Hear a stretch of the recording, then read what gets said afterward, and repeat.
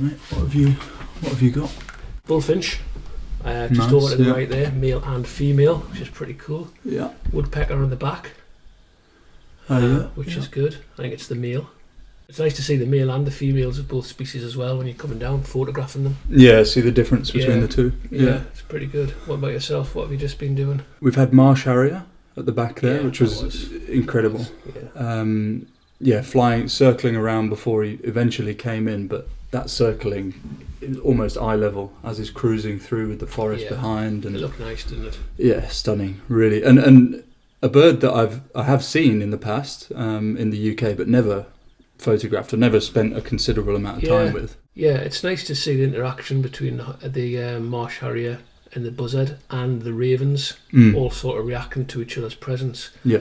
That's one element of it out that way, but then out here, as you know, I love the woodland birds, and it's nice to see the brambling coming in, and yesterday the bullfinch in the snow and the woodpecker in the snow. It just the snow just added so much opportunities to the light coming back up off the ground level was good. Going a bit slow with the shutter speeds to try and sort of streak the snow, that was really, really good as well. It's the contrast, isn't it? The snow is just such a game changer. Absolutely. Yeah.